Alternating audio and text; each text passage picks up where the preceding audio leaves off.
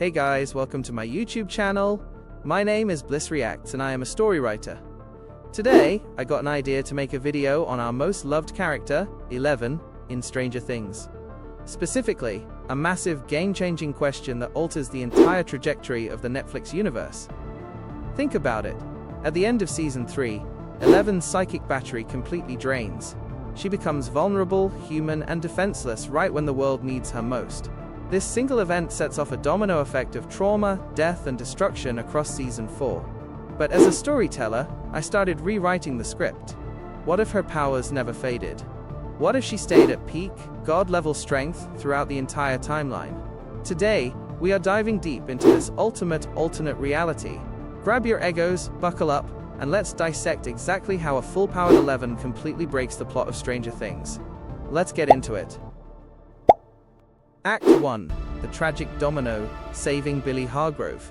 To understand the magnitude of this alternate timeline, we have to start at the exact moment everything changed, the Battle of Starcourt. In the original script, 11 is entirely powerless.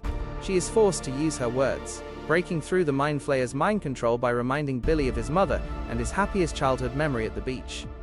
It's a beautiful, heartbreaking moment. Billy snaps out of it, stands up, and sacrifices his life to shield 11 from the monster. He dies a brutal, agonizing death right in front of Max. Now let's change the narrative. 11's powers never leave her. As Billy pins her down, 11 doesn't just rely on an emotional appeal. Her eyes turn pitch black. The psychic energy inside the mall violently shifts. Before Billy can even process what's happening, a massive kinetic blast hurls him across the food court, instantly separating him from the physical grasp of the Mind Flayer. With her full abilities, 11 doesn't just talk to Billy. She enters his mindscapes and actively rips the Mind Flayer's consciousness out of his nervous system. Instead of being used as a human shield, Billy is thrown to safety behind the counter by Mike and Max. 11 then turns her full, unbridled fury toward the meat monster. She doesn't just hold it back. She tears it apart limb by limb while Joyce and Murray close the Soviet gate downstairs.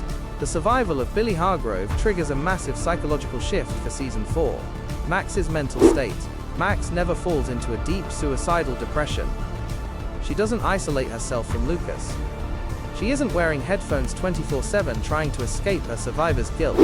The dynamic: Billy is alive, severely traumatized but recovering, fiercely protective of his sister after realizing what he almost did. The big catch: because Max is mentally stable and happy, she is completely immune to Vecna's curse later on. Vecna targets the broken. In this timeline, Max Mayfield is untouchable. Act 2. The California Nightmare, Erased. Let's move to the beginning of Season 4. The Byers family moves to California, bringing 11 with them. In the show we watched, California was a living hell for 11. Without her powers, she was just an awkward girl with an identity crisis, making her the perfect target for Angela and her cruel group of high school bullies. It leads to the infamous, agonizing scene where 11 is publicly humiliated at the roller rink and resorts to smashing Angela's face with a roller skate. She gets arrested, separated from Mike, and forced into the back of a prison transport.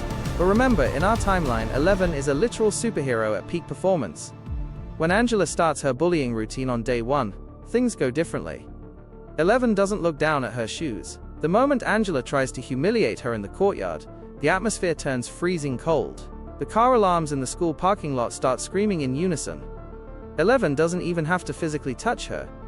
She just stares directly into Angela's eyes, a single drop of blood trailing from her nose. Angela's locker violently slams shut on its own, bending the metal. The sheer aura of power radiating from 11 leaves the entire school paralyzed with fear. 11 is never captured by the government because she doesn't need Dr. Brenner's underground desert lab to recover her memories. She already has her strength. She stays in California, completely safe, surrounded by Mike, Will, and Jonathan. But this creates a terrifying problem. While 11 is living a peaceful life in California, a dark shadow is rising back home. Act 3. The Early Hunting of Vecna. While 11 is in California, Henry Creel Vecna begins his master plan in Hawkins. He starts executing vulnerable teenagers to open the 4 gates and merge the Upside Down with the real world. He kills Chrissy Cunningham. He kills Fred Benson.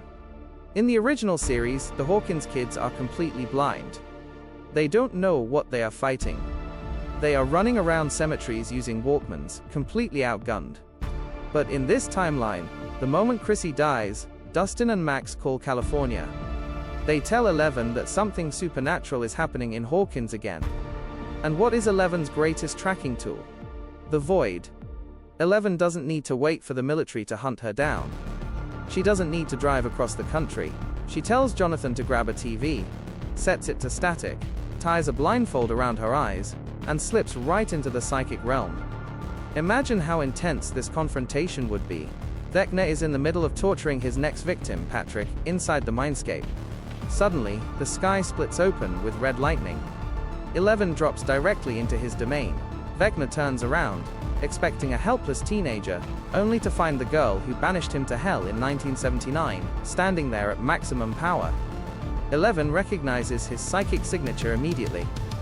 She realizes Henry Creel is alive. Because she attacks him mentally from California, she breaks his hold on Patrick. Vecna is forced to retreat. The entire mystery of Season 4 is solved by Episode 3. The Hawkins crew isn't guessing anymore. They have a direct satellite connection to the enemy's brain through Eleven. Act 4. The fate of Eddie Munson and the battle for Hawkins.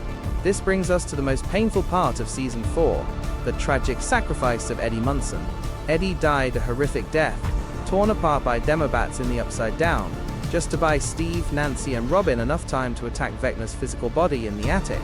The kids suffered immensely, emotionally broken by the loss of their friend. But in a script where Eleven has her powers from day one, the entire final battle is completely rewritten. Eleven knows exactly where Vecna is hiding. She tells the California crew to get into the Argyle's pizza van, and they drive straight back to Hawkins. When the final assault begins, they don't need a convoluted plan with 4 phases.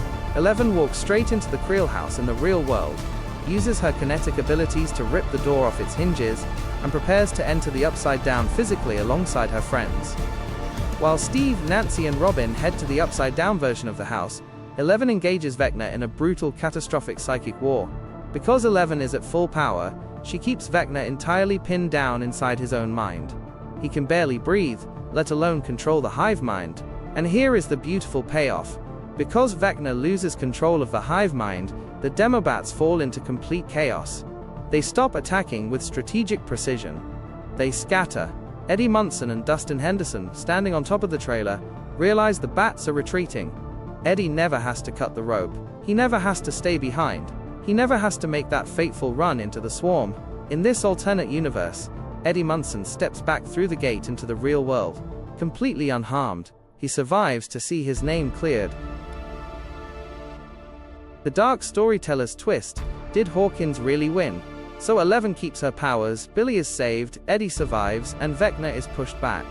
It sounds like a flawless victory, right? But as a storywriter, I have to look at the darker side of the narrative. Dr. Brenner, Papa, always said something very specific in Season 4. He told Eleven that she wasn't ready. He claimed that simply having her powers wasn't enough. She needed to go through the Nina Project to face her repressed trauma, remember the 1979 massacre, and understand why one became Vecna. If Eleven never lost her powers, she never uncovers those deeply buried memories. She remains arrogant in her abilities. When she fights Vecna, she fights him with raw, chaotic anger, rather than the focused, calm clarity she gained by surviving the Nina Project. Vecna has been absorbing the psychic power of his victims in the Upside Down for over a decade. He is a master manipulator. He would realize Eleven doesn't remember their full past. He would use her emotional instability, her love for Mike, and her fear to trick her inside the void.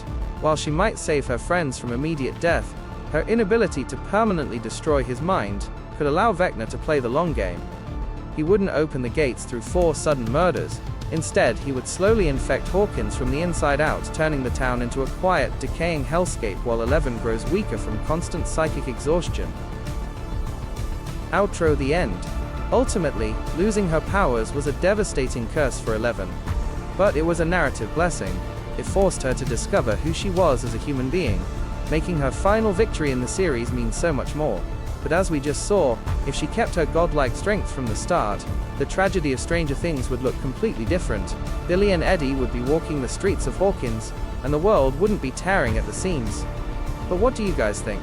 Would Eleven have completely obliterated Vecna in the very first episode, or do you think her lack of training would have caused an even bigger disaster for the crew? Let me know your theories in the comments below. I read every single one of them. If you loved this deep dive alternate reality breakdown, smash that like button, subscribe to Bliss Reacts, and turn on notifications so you never miss another script breakdown. Until next time, keep writing your own stories, and stay safe in the right side up. See ya!